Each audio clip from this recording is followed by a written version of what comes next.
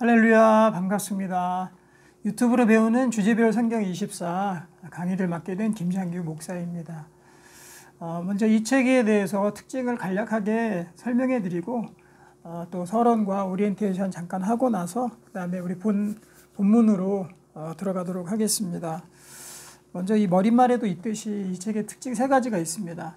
그것은 바로 하나님께서 우리에게 명령하신 신명기 6장의 말씀이죠. 쉐마의 말씀, 이 하나님 말씀을 어떻게 우리가 묵상하고 배워야 되는지 그 원리에 따라서 이 책을 만들게 되었습니다. 첫 번째 원리는 우리 머릿말에도 있듯이요. 바로 접근성입니다. 접근하기 쉬워야 돼요. 말씀이 접하기가 쉬워져야 됩니다. 그래서 이번 교재에서는 정말 많은 설명들과 그런 긴 또 문장들 이런 것들을 철저히 배제하고 하나님 말씀 또 그 말씀을 중심으로 한 질문 그리고 간략한 해설과 답 이런 식으로만 준비를 했습니다. 그래서 여러분들이 이것들을 언제든지 하나님 말씀이 주가 되기 때문에 이런 것도 언제든지 볼 수 있고 그것에 대해서 내가 답해 볼 수 있고 또 쉽게 하나님 말씀을 묵상할 수 있도록 그렇게 구성을 했습니다. 두 번째는 바로 반복성이죠. 우리가 반복할 수 있어야 됩니다. 하나님 말씀 제자 양육이라고 해서 또 성경 공부라고 해서 그냥 한 번만 하고 끝나는 것이 아니라 우리가 정말 천국 가는 그날까지 어쩌면 계속해서 반복해야 돼요. 또 반복하고 다른 사람 가르치면서 반복해야 되고 내가 또 배우면서 반복해야 되고 또 복습하면서 반복해야 되고 하나님 말씀은 늘 우리와 함께 해야 되거든요. 그래서 반복하기 좋도록 만들기 위해서 하나님 말씀이 중심이 되도록 그렇게 교재 구성을 하게 되었습니다. 자, 세 번째는 교육하기가 좋아야 된다. 가르치기가 좋아야 된다는 거죠. 그래서 누구든지 좀 한번 배우고 또 정답을 너무 어렵게 구차하게 많은 설명들을 하게 되면 사실 가르치는 사람 입장에서는 또 다시 그렇게 가르친다는 것이 배운 대로 가르친다는 것이 쉽지 않습니다. 그래서 하나님 말씀 가운데는 거기에 핵심상 주제가 뭔지 우리에게 주신 하나님 말씀이 뭔지 그것만 간략하게 우리가 잘 체크하고 넘어간다면 그것들을 또 다른 사람들에게 가르칠 수 있을 것입니다. 그렇게 우리 간략하게 이 또 주제별 성경 24 교재가 구성이 되어 있습니다. 오늘 이 유튜브 강의를 통해서 여러분도 같이 공부하시고 또 꼭 이 강의 들으시기 전에 한번 자기가 먼저 풀어보세요. 말씀을 읽고 또 질문을 읽고 생각해보고 한번 풀어보고 이 질문에 대해서 묵상을 해보고 그리고 나서 이 해설을 들으면 더욱더 좋을 것입니다. 자, 우리 이 총 주제는 24개의 주제로 구성을 했습니다. 그래서 첫 번째 주제는 생명의 삶. 이 생명의 삶에는 바로 이 기독교의 기본 교리에 대해서 다루고 있어요. 그래서 하나님, 또 인간, 예수님, 구원, 성령님, 재림과 종말 이런 식으로 구성을 했습니다. 그래서 기본 교리부터 우리가 명확히 알 수 있도록 그렇게 공부하고 넘어가면 되겠습니다. 두 번째 단어는 드림의 삶이에요. 드림의 삶. 우리가 기독교의 기본 진리를 깨닫고 교리를 알고 믿었다 그러면 그 다음에 할 것은 바로 하나님께 우리가 예배하는 거죠. 예배가 가장 중요합니다. 그렇기 때문에 이 드림의 삶에서는 바로 예배에 대해서 또 하나님의 말씀과 기도 어떻게 해야 되나 하나님과 어떻게 교제하며 하나님께 영광 돌려드려야 되나 이런 것들을 다루고 있습니다. 세 번째는 바로 우리 평안의 삶입니다. 평안의 삶. 이 평안의 삶 단원에서는 우리 이제 실생활이죠. 그것이 신앙생활의 실생활. 우리가 어떻게 살아가야 될 것인가 여기에 대해서 우리가 고민하고요. 사실 이 4개의 전체 주제 중에서 저는 가장 중요한 주제를 꼽으라 그러면 이 세 번째 주제인 바로 평안의 삶입니다. 우리가 예수 믿고 교회 다니고 신앙생활하고 하지만 우리의 삶 속에서 하나님 평안이 없다 그러면 그것은 올바른 신앙생활이 아닙니다. 그렇기 때문에 우리가 어떻게 살아가야 되는지 앞으로 살아갈 날이 많잖아요. 거기에서 우리가 어떻게 하나님의 인도를 받으며 평안을 누리며 하나님과 동행하며 살 것인지에 대해서 다루게 됩니다. 마지막으로 섬김의 삶에는 우리 나만 생각하는 것이 아니라 내가 구원받고 내가 하나님과 동행하고 평안을 누린다면 이제는 다른 사람을 봐야 되겠죠. 그러니까 다른 사람을 사랑하고 또 교회를 섬기고 다른 사람들을 돕고 다른 사람들에게 구제하고 베풀고 그리고 넘어서는 전도와 선교까지 나갈 수 있도록 그렇게 4단원에서 구성을 했습니다. 이 단원들을 하나하나 너무 조급하게 하지 않았으면 좋겠습니다. 여유로운 마음을 좀 가지고 우리가 이 주제들을 하나하나 공부해 나간다면 또 반복해 나간다면, 또 다른 사람에게 우리가 가르친다면은, 그러면은 하나님의 이 쉐마의 명령의 말씀들을 우리가 삶 속에서 잘 실행해 나갈 수 있을 것입니다. 네, 서론은 여기까지 하고요. 우리 일과 아버지 하나님에 대해서 오늘 좀 공부하는 시간을 갖도록 하겠습니다. 여러분도 교재 같이 보시면서 하시면 되겠습니다. 교재 보시면 알겠지만은 제목이 나오고요. 그 다음에는 간단한 이 과가 무엇을 다루는지에 대해서 짧은 설명이 나옵니다. 그래서 그 설명을 읽어보면 하나님은 누구시며 어떤 성품을 가지고 계시는지 알아봅시다. 그래서 일과에서는 하나님이 누군가, 하나님이 과연 누구신가에 대한 그러한 하나님의 본질, 또 하나님이 누구신가에 대한 그런 정체성, 이런 것들을 우리가 살펴볼 것입니다. 그리고 두 번째는 하나님의 성품이에요. 이 두 가지, 하나님 누구신가, 하나님 성품. 어떤 사람을 우리가 알게 되면요, 그 사람이 누구인지를 알게 되죠. 이름도 알게 되고 그 사람의 뭐 직업도 알게 되고 그 사람이 하는 일 알게 되잖아요.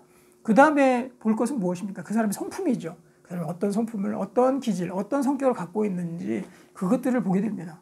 우리 하나님 공부할 때도 하나님 누구신지 알고 그 다음에 하나님은 어떤 성품을 가지고 계시는지 우리 그것들을 우리가 공부하고 또 적용해 나가기를 원합니다. 그리고 이제 그 다음에 보면은 나눔이 있거든요. 그래서 앞뒤로 우리가 꼭 이것들을 개인적으로 공부하지 말고 우리가 이렇게 했으면 좋겠습니다. 이 교재는 특별히 내가 개인적으로 한번 공부하고 유튜브로 설명을 듣고 그 다음에 교회에 있는 셀이나 소그룹에서 모여서 같이 내가 공부한 내용에 대해서 서로 나누는 거예요. 그러면 훨씬 더 많은 풍성한 나눔을 할 수 있겠죠. 하지만 이러한 사전 작업을 안 하고 오게 되면은 그냥 배우다가 또 나눔은 적어지고 그렇게 끝날 수가 있습니다. 그래서 좀 더 충분한 시간을 나누고 같이 대화도 나누고 서로의 삶도 나눌 수 있도록 먼저 공부하는 거예요. 그리고 우리 유튜브 강의를 통해서 먼저 스스로 풀어보고 생각해보고 또 스스로 적용해보고 그리고 같이 모여서 함께 나눈다면 더 풍성한 이 교재의 나눔이 될 줄로 믿습니다. 그래서 우리 나눔을 읽어보면은 내가 인식하고 있는 하나님은 어떤 분입니까? 참 중요한 질문이거든요. 왜냐하면 내가 하나님을 누구로 인식하느냐, 내가 하나님을 누구로 알고 있느냐, 하나님을 어떻게 이해하고 있느냐, 어디까지 아느냐, 여기가 바로 여기에서 하나님과의 관계가 규정이 됩니다. 내가 하나님을 어떻게 알고 있느냐에 따라서 사람마다 다 하나님을 이해하는 게 다를 수 있어요. 약간씩, 또 크게. 그래서 그것들 때문에 우리의 하나님에 대한 신앙도 바뀌게 되는 것입니다. 어떤 사람은 A라는 사람을 나쁜 사람으로 알고 있어요. 그럼 그 사람과의 관계가 좋겠습니까? 그런데 같은 사람을 두고도 B라는 사람은 그 사람을 좋은 사람으로 알고 있어요. 그럼 관계가 좋습니다. 우리 삶 속에도 흔히 우리가 겪는 일일 것입니다. 같은 사람인데 나는 저 사람 굉장히 안 좋게 보는데 다른 사람 좋게 보는 거예요. 그러면 서로의 관계도 틀려지겠죠. 마찬가지입니다. 하나님을 올바로 우리가 알아가는 거, 우리가 제대로 인식하고 있는 거, 하나님이 어떤 분이신지를 제대로 알고 있는 것이 바로 나와 하나님의 관계를 정해준다는 것입니다. 그래서 잘 알고 있어야 돼요. 하나님 오해하는 사람들이 굉장히 많아요. 하나님에 대해서 무지한 사람도 많고요. 잘못 알고 계신 분들도 많아요. 그럼 하나님과의 올바른 신앙 관계, 신앙생활, 하나님과의 올바른 관계가 성립이 될 수가 없겠죠. 그래서 이 시간에는 우리가 하나님은 어떤 분이신지 좀 잘 알아가는 시간이 되었으면 좋겠습니다. 자, 그래서 내가 인식하고 있는 하나님, 우리 소그룹에서 많이들 나눠보시기를 바랍니다. 자, 1번 문제부터 볼까요? 누가 천지 만물을 만들었습니까? 이 하나님은 태초에 만물을 창조하신 우리 하나님이시죠. 그 하나님 우리가 먼저 받아들이는 것이 바로 창세기 1장 1절의 말씀입니다. 그래서 그 어떤 것보다도 사실 이 창세기 1장 1절은 이 1과 단원뿐만 아니라 24과까지 모든 것들을 시작하고 있어요. 성경의 시작이듯이 바로 이것이 모든 이 성경을 지배하고 있는 것입니다. 모든 하나님의 세상을. 또 우리의 신앙생활을 지배하고 있는 거예요. 이 모든 세상이 바로 하나님의 창조물이다. 나 자신도 하나님께 창조되었다. 이것을 먼저 받아들이는 것부터 시작을 하는 것입니다. 이것을 통해서 하나님이 나를 만드신 하나님이라고 인정하는 거, 또 그렇지 않은 거하고 정말 하나님을 대하는 거, 인생 살아가는 거, 또 자기 자신의 철학, 생각들, 정말 천지 차이를 보일 것입니다. 그래서 우리가 하나님을 천지 만물을 만드신 그 하나님으로 먼저 받아들이고 나아가는 것이 중요합니다. 자, 2번 문제 보겠습니다. 하나님은 어디에 계십니까? 이것은 하나님의 무소부재에 관한 말씀이거든요. 하나님은 어디에 계십니까? 여러분들 이 시편 139편 7절에서 10절 읽어보시기 바랍니다. 내가 주의 영을 떠나 어디로 가며 주의 앞에서 어디로 피하리이까? 내가 하늘에 올라갈지라도 거기 계시며 수월에 내 자리를 펼지라도 거기 계시리이다. 내가 새벽 날개를 치며 바다 끝에 가서 거주할지라도 거기서도 주의 손이 나를 인도하시며 주의 오른손이 나를 붙드시리이다. 이 시편 저자는 지금 뭐라고 고백하고 있죠? 내가 하나님 피해서 어디로 갈 데가 없다. 하나님이 없는 곳이 없다라고 그렇게 고백하는 거죠. 이 우주 만물을 창조하신 분께서 어디에 안 계시겠습니까? 그래서 이 하나님의 무소부지하신 어느 곳에나 다 계시는 이 하나님을 우리가 어떻게 신앙생활에 적용했으면 좋겠습니까? 이 2번의 주제에 있어서 가장 중요한 것은 하나님이 안 계신 곳이 없다. 어디든 다 계시다. 그렇다면 우리가 삶 속에서 하나님을 의식하는 삶이 가능해진다는 거예요. 하나님을 의식하고 살아가는 삶.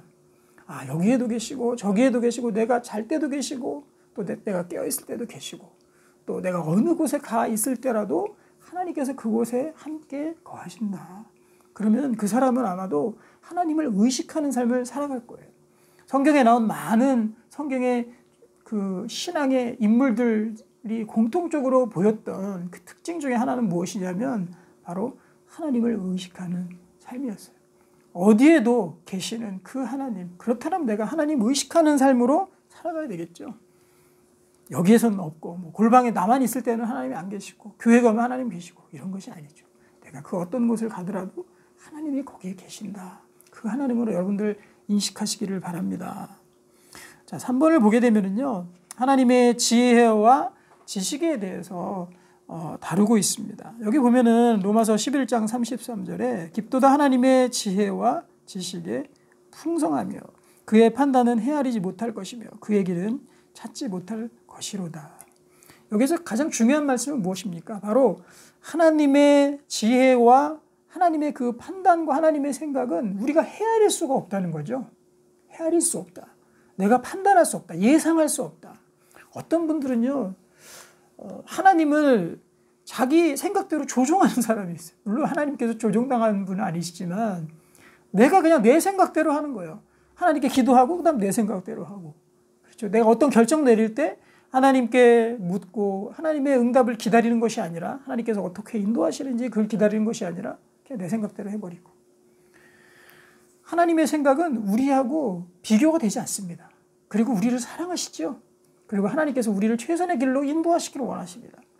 그렇다면 내 생각대로 살아가는 것이 아니라 우리 3번의 문제에 있어서는 바로 하나님의 지혜와 지식에 따라서 살아가는 것이 중요한 것입니다. 그래서 하나님께 나의 삶을 될 수 있으면 여쭈어 봐야 돼요. 내가. 하나님, 저에 대해서 하나님은 어떻게 생각하십니까? 또 하나님의 판단은 무엇입니까? 늘 이런 자세로 살아가는 것이 진정한 신앙인이거든요. 그냥 내 멋대로 살아가게 되면요, 사람은 타락의 길로 갈 수밖에 없어요. 그리고 죄악의 길로 갈 수밖에 없고요. 그리고 자기 이기적인, 그래서 인격이 점점 망가지기 시작합니다. 하나님 떠난 삶의 특징입니다. 그래서 우리는 하나님께 우리의 지혜와 지식을 의지하는 것이 아니라 측량할 수 없는 하나님의 지혜와 지식을 늘 맡기면서 우리가 살아가야 될 줄로 믿습니다.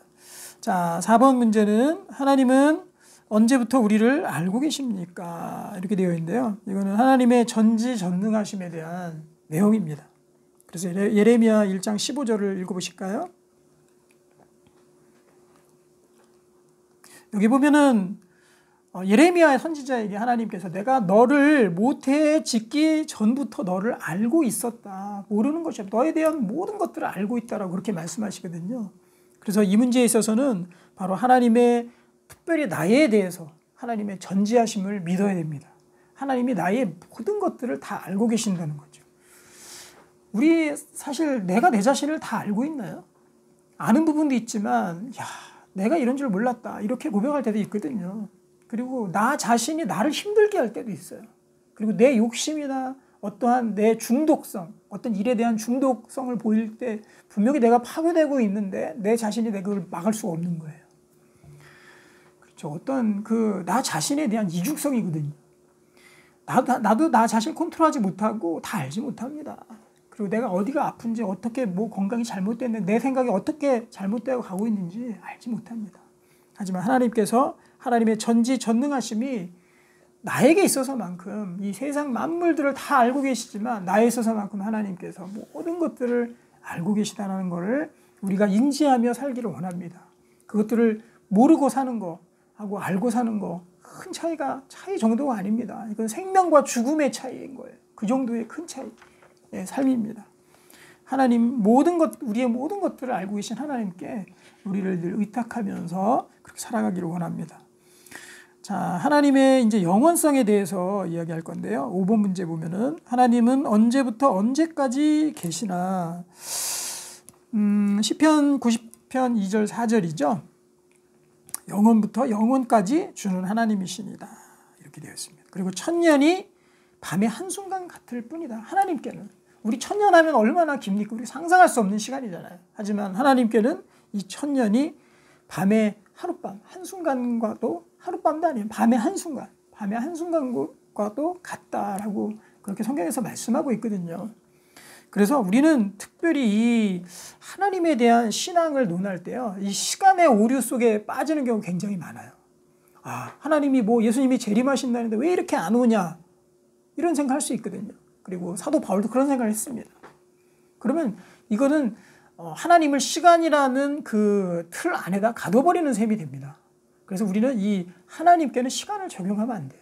왜냐하면 하나님께서는 시간도 창조하신 분이고 그리고 영원부터 영원까지 계시는 분이기 때문에 우리의 짧은 이 시간 속에 하나님을 그 안에 제약할 수가 없는 겁니다.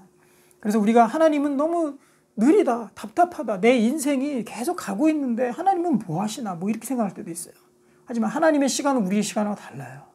하나님께서 우리에게 베풀어 주시는 또 때가 되었을 때 길을 열어주시는 그 시간은 우리가 생각한 계획과 시간 그거하고 완전히 다릅니다. 그렇기 때문에 하나님의 이 하나님의 타이밍을 항상 신뢰하고 가야 돼요. 그래서 하나님의 응답이 계속 지연되고 있다. 그러면 하나님께서 그걸 원하시니까 그렇게 하시나 보다. 나는 조급하지만 하나님은 그러지 않을 수 있거든요. 그래서 시간조차도 하나님께 맡기고 우리의 타이밍, 내가 주장하는 내 시간이 아니라 하나님의 시간대로 우리가 살면은요, 더 행복한 삶이 될 거예요. 또 하나님의 인도하심을 맛보는 삶이 될 것입니다. 자, 6번을 볼까요? 6번. 자, 하나님은 어디에 모실 수 있습니까? 이 문제 하나하나가 참 하나님을 우리가 잘 알아가는데 정말 중요한 부분들이에요. 열왕기상 8장 27절에 보면은 한번 읽어보실까요? 네. 하나님, 내가 건축한 이 성전 안에 하나님을 모실 수조차 없이 광활한 분이시라는 거예요. 이거는 장소에 대한 것입니다. 장소. 하나님의 장소. 어떠한 장소 안에 하나님을 제약시킬 수 없다라는 거죠. 하나님의 편재성에 대한 이야기입니다. 그래서요, 우리는 특별히 이 우상숭배에 관해서 이러한 잘못에 빠질 경우가 굉장히 많아요. 우상숭배는 특별히 뭐냐? 어떠한 장소 안에, 어떠한 사물 안에 하나님 가둬버리는 겁니다. 이것이 바로 우상숭배거든요. 하나님은 이 솔로몬이 건축한 그 화려하고 아름다운 온갖 금은 보화로 지어진 그 건축물 안에도 하나님을 거기에 담을 수 없는 겁니다. 그래서 하나님께는요, 없는 것도 안 계시고, 그렇죠. 그리고 모든 곳에 다 계시고, 어느 한 장소에 국한되지 않으신 분이 바로 하나님이라는 거예요. 하나님의 광활함을 우리가 믿고 나아가게 되길 소망합니다. 자, 7번 문제 볼까요? 하나님은 자신을 누구로 소개하고 있습니까? 자, 하나님이 누구냐? 우리는 규정할 수 없어요. 우리 인간은. 그래서 모세가 묻죠. 하나님께서 당신 누구십니까? 내가 당신을 누구라고 소개해야 되겠습니까? 이렇게 모세가 묻거든요. 그때 하나님 말씀이죠. 출애굽기 3장 14절. 하나님이 모세에게 이르시되 나는 스스로 있는 자이니라. 또 이르시되 너는 이스라엘 자손에게 이같이 이르기를 스스로 있는 자가 너를 너희에게 보내셨다 하라. 하나님은 스스로 있는 자다. 하나님은 그 누구에게도 창조받지 아니하고 누구에게도 구속받지 아니한 그 자체로 스스로 계신 우리 모든 만물의 제1 근원 되신 분이 바로 하나님이시라는 거죠. 당연한 하나님의 조건이 될 것입니다. 자, 8번 문제 보겠습니다. 자, 하나님의 모습, 어떠한 형태로 하나님께서 존재하시는가? 이게 굉장히 중요한 문제입니다. 여기 보면은 요한복음 4장 24절 한번 읽어보실까요? 하나님은 영이시니 예배하는 자가 영과 진리로 예배할지니라. 여기서 단적으로 하나님은 영이시다라고 그렇게 나와 있습니다. 그래서 하나님은 영이시기 때문에 우리가 눈으로 보거나 어떤 형상이 있거나 할 수 없는 거예요. 그리고 영으로 존재해야만 이 우주 만물을 다 통치하실 수 있을 거라고 저는 그렇게 생각을 합니다. 그리고 그 형상대로 우리가 지음을 받았기 때문에 우리 속에도 영이 있어요. 우리가 육신이 있죠. 몸이 있고 그 다음에 또 영이 있습니다. 영의 세계가 분명히 인간 속에 있어요. 그리고 우리가 이 땅에서 죽고 천국에 갈 때도 그때도 영으로서 하나님께 가는 거죠. 그리고 예수님께서 재림하셨을 때 그때 다시금 우리의 육체가 온전하게 부활해서 온전한 사람으로 새하늘과 새 땅에서 살게 됩니다. 그래서 하나님은 영이시다. 하나님이 영이시니까 우리가 하나님과 교제할 때는 어떻게 교제할 수 있습니까? 바로 영으로 교제하는 거예요. 영으로. 그래서 여기 보면 영과 진리로 예배한다 이렇게 되어 있거든요. 예배도 영과 진리로 한다. 우리의 영으로서 하나님과 대화하는 겁니다. 어떤 우리가 소리를 듣거나 아니면 어떤 모습을 보거나 만져보거나 이런 것이 아니죠. 오로지 하나님과 영으로 대하는 거예요. 그렇기 때문에 우리 속에 하나님께서 성령을 보내셔서 나중에도 이제 나중 과에서도 우리가 배우겠지만 반드시 하나님과 교제하는 데는 성령님이 필요합니다. 성령님의 임재. 그렇기 때문에 예수 그리스도 영접하는 자에게는 성령을 선물로 주신다고 말씀하셨죠. 그렇기 때문에 성령께서 우리 안에 거하시고 그 성령으로 우리가 하나님께 기도하고 영으로서 교제하는 겁니다. 그래서 하나님 봤어? 하나님 만났어? 하나님 말 들었어? 이렇게 묻는 사람은 아직 영으로서의 교제의 문이 열리지 않은 사람이에요. 그래서 하나님께 기도하십시오. 또 하나님과 대화하십시오. 그럼 우리 속에 성령이 계시다면 분명히 하나님의 생각을 깨달아 알게 되고 또 우리가 하나님께 말할 수 있고 또 기도할 수 있게 될 것입니다. 그래서 하나님은 영으로 존재하신다라는 거, 예배할 때도 영으로 예배한다. 이런 것들 우리가 잘 알아놨으면 좋겠습니다. 자, 9번 문제입니다. 자, 하나님의 유일성에 대한 말씀이죠. 하나님 외에 다른 신이 있는가? 없습니다. 다른 신이 없어요. 그런 오류에 좀 빠지지 않았으면 좋겠습니다. 세상에 너무 많은 종교들을 보다 보면은요, 모든 세상의 종교 다 똑같다. 그리고 기독교도 똑같다. 이렇게 생각할 수 있거든요. 그렇지 않습니다. 세상에서 만든 그 우상의 종교와 하나님과는 딱 양분이 돼요. 그렇게 차이가 나요. 우리가 하나님과 교제해보고 하나님을 믿게 되고 하나님을 알게 된다면요, 다른 세상이 보여지는 거예요. 디아더스예요. 완전히. 다른 종교들은 다 사람이 만들고 우상 숭배이기 때문에 어떤 형상이 있고 또 하나님을 아버지라 부르지도 못합니다. 그것들은 다 똑같은 그런 우상에 불과하다는 것을 알게 되는 거죠. 그래서 하나님이 유일하신 하나님이구나. 유일하게 계신 분이구나. 이런 것들을 우리가 알게 되고 확신하게 된다는 것입니다. 여러분도 그런 확신 가운데 같이 나아가게 되길 소망합니다. 자, 10번 보겠습니다. 10번. 자, 9번까지가 하나님에 대한 하나님은 누구신가에 대한 그런 질문들이었고요. 10번부터 나머지 15번까지는 하나님의 성품이 어떠신지 그것을 우리가 공부해 볼 것입니다. 자, 10번을 보시게 되면 하나님의 성품은 어떻습니까? 네, 신명기에 보시면은 32장 4절에 보면은 하나님이 완전하시다 이렇게 나오죠. 그리고 또 정의로우시고 진실하시고 거짓이 없으시고 공의로우시고 바르신 분이 하나님이시다. 어떻게 보면 이런 하나님의 성품은 우리가 추구하는 바 아닙니까? 추구하는 바. 내가 목표로 삼고 내가 동경하는 그거죠. 그렇기 때문에 하나님의 형상이 우리 속에 살아있는 거예요. 그렇기 때문에 우리가 완전하고 싶어지고 또 사회에서도 정의를 추구하잖아요. 불의를 보면은 많은 국민들이 공분합니다. 그리고 거짓말하는 거 굉장히 싫지 않습니까? 정치인들도 거짓말하고 이런 거 굉장히 싫잖아요. 네, 그건 바로 하나님을 우리가 닮아서 그래요. 정의를 추구하고 거짓말을 싫어하고. 그리고 하나님은 공의로우시고 바르신 분이 바로 하나님입니다. 이런 하나님의 성품을 우리가 닮아가는 것이 바로 크리스천이 되는 거예요. 하나님 섬기며 살아가는 삶이 되는 겁니다. 그리고 우리는 불완전합니다. 우리가 인간이 뭐 만든 거 하나 버그가 있고요. 그리고 개선점이 있고요. 그 다음에 뭐 오류가 있어가지고 뭐 자동차도 리콜하고요. 완전할 수가 없어요. 하지만 하나님은 완전하신 분이에요. 그래서 우리가 지금 이 시대는 불완전해 보일 수도 있겠지만 하나님께서는 우리를 이 세상을 완전한 모습으로 이제 바꿔 가실 것입니다. 그래서 우리 인간도 그렇고요. 우리의 모든 삶도 그렇고 새하늘과 새 땅에서는 어떠한 우리의 고통도 눈물도 없을 곳이 새롭게 펼쳐질 것이다. 하나님의 이 완전하심에 있는 겁니다. 자, 11번. 11번은 하나님의 불변함에 대한 말씀입니다. 하나님의 불변하심, 불변성에 대한 말씀이죠. 자, 민수기 23장 19절에 봐도 하나님은 사람이 아니시므니 거짓말하지 않으시고 인생이 아니시니 후회가 없으시고 또 그 말씀하신 바를 행하지 않으며 그 하신 말씀을 실행하지 않으시랴. 하나님의 불변성에 대해서는 우리가 하나님의 약속을 믿을 때 가장 필요한 부분이라고 저는 생각합니다. 그래서 하나님께서 약속하신 성경에 보면 무수한 말씀들이 나오고 약속의 말씀들이 참 많이 나오거든요. 그러니까 하나님께서 약속하신 그 약속들은 하나님께서 반드시 지키신다는 거예요. 하나님은 변함이 없으시기 때문에 우리는 변덕이 죽을 듯 하잖아요. 그래서 때로는 뭐 이런 약속에 딱 깨버리기도 하고 또 저렇게 결정했다고 공포했다 다시 그 다음날 바꾸기도 하고 막 이러지 않습니까? 하나님이 한번 약속하신 거는 불변하지 않아요. 불변해. 그래서 하나님께서 바꾸시지 않습니다. 그래서 특별히 이 성경 말씀, 하나님 우리 주신 약속이 전체가 약속이거든요.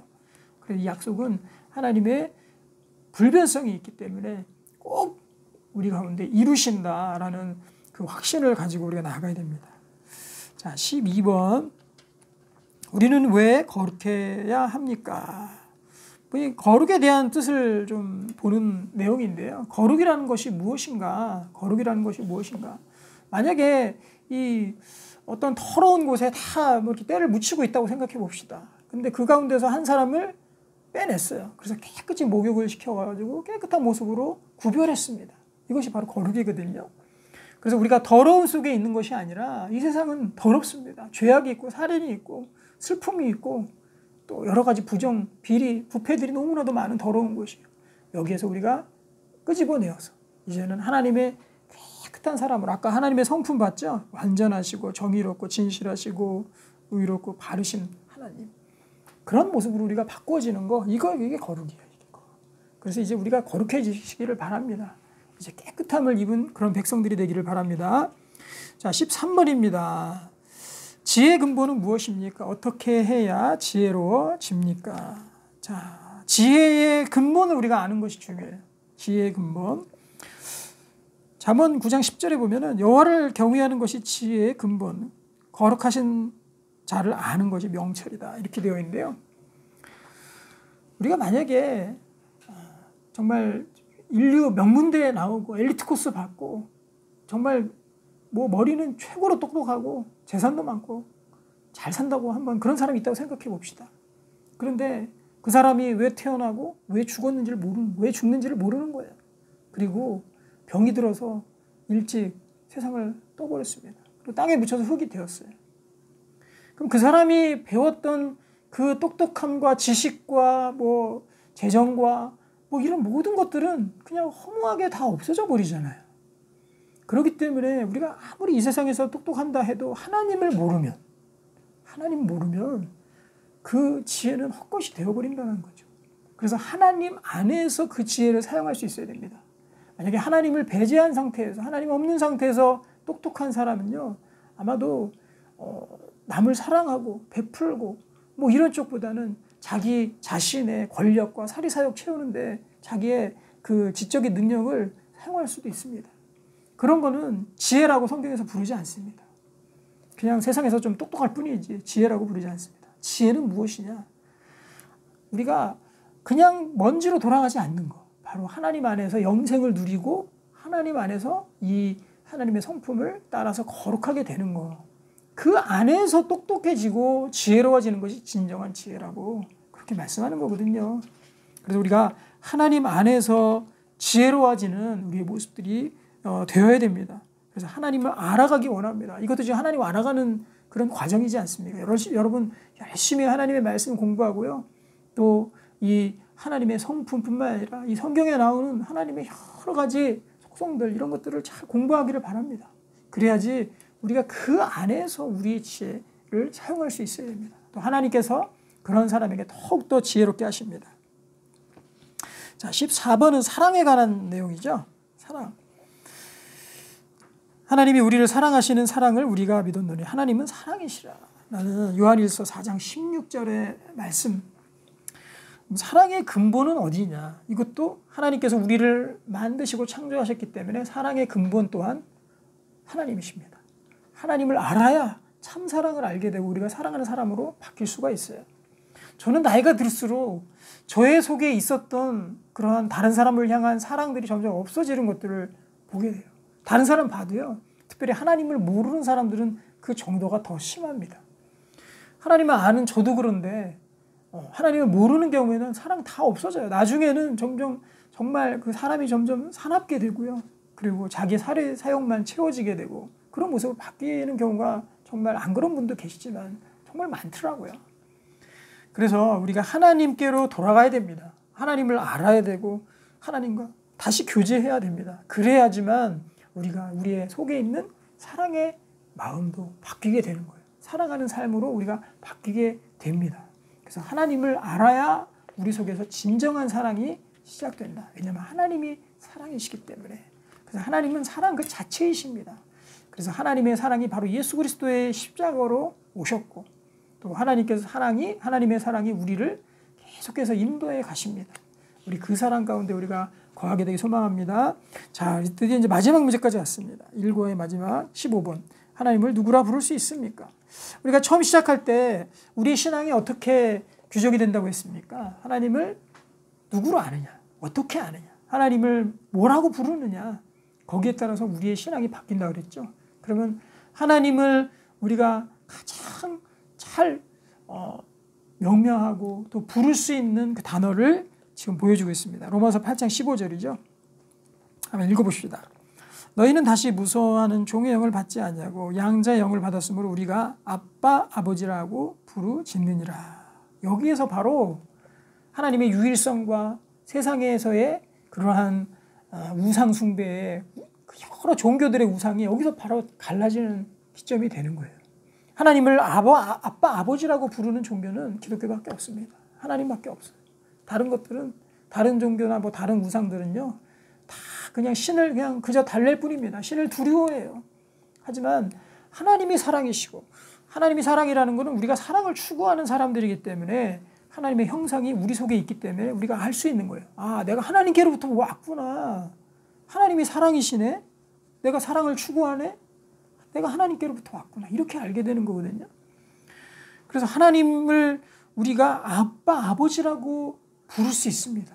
이것이 바로 하나님을 규정짓는 우리의 가장 성경의 올바른 가르침이에요. 우리가 따라가야 됩니다.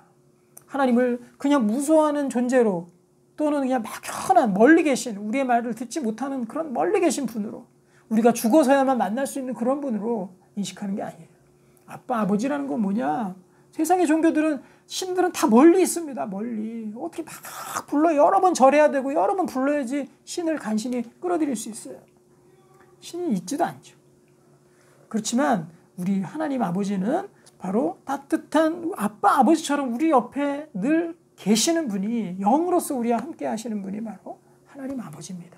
그래서 우리는 이 하나님 아버지를 얼마든지 부를 수 있어요. 아빠 아버지로 부를 수 있고 우리 힘들 때 아빠라고 부를 수 있고 우리가 어려울 때 주님을 얼마든지 손을 붙잡고 갈 수 있는 그런 친근하고 따뜻하고 사랑으로 가득 차 있는 분이 바로 하나님 아버지입니다.